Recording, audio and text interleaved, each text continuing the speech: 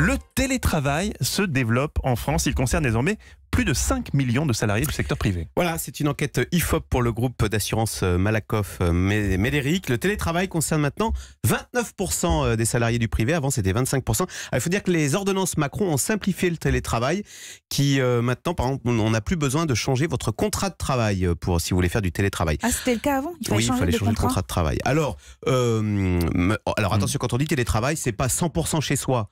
C'est occasionnel, d'ailleurs c'est souvent informel. C'est-à-dire qu'en moyenne, on fait 7 jours de télétravail par mois. Et en fait, pourquoi ça se développe? C'est parce que tout le monde y trouve son compte. Les employeurs y trouvent leur compte. Vous savez pourquoi? D'abord parce qu'ils ont remarqué que les salariés culpabilisent et donc ils ne sont pas du tout chez eux à regarder la télé ou à faire la sieste. Ils travaillent énormément parce qu'ils se disent « Oh là là, je ne suis pas au bureau ». Et donc comme ils culpabilisent, ils travaillent davantage. Et puis deuxième avantage pour les employeurs, un gain de place. Oui, il n'y a pas de bureau. Donc, vous voyez, ils peuvent avoir des bureaux plus petits. Côté salarié maintenant, deux avantages, ça qu'on imagine très facilement. Quel est l'avantage du télétravail? Un gain de temps. Un gain de temps. On n'a plus le trajet, l'aller-retour.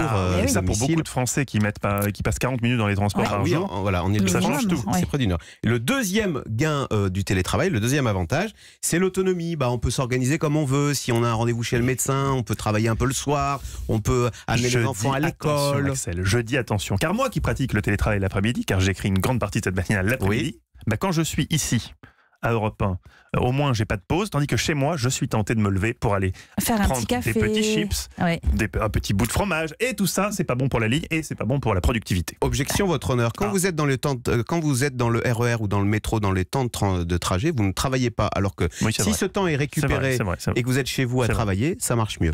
C'est vrai. Alors quels sont quand même les points négatifs? Évidemment, il y a toujours des points négatifs dans une aventure.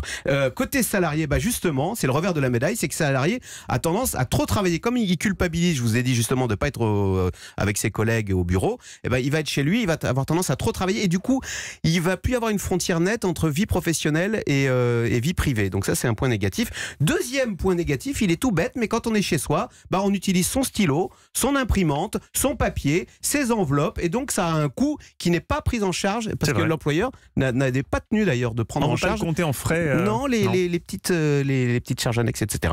Côté employeur, la limite du télétravail, c'est que le salarié, il s'émancipe un petit peu, il est chez lui, il obéit moins au chef, et du coup le chef, il se sent un peu comme un général sans troupe. Un chef, c'est fait pour cheffer, et donc il y a la grande solitude du chef qui a l'impression de perdre la main et même de perdre. Oui, puis il y a aussi l'émulation collective qu'on peut avoir dans une entreprise quand on est dans un cadre de travail. Quand on est seul chez soi, il faut une certaine force morale pour se mettre au travail. C'est pour ça que 100% de télétravail, c'est pas la bonne solution, mais cette solution, 7 jours par mois, c'est très bien, et on le voit quand même au final, les avantages l'emportent largement sur les inconvénients. Merci.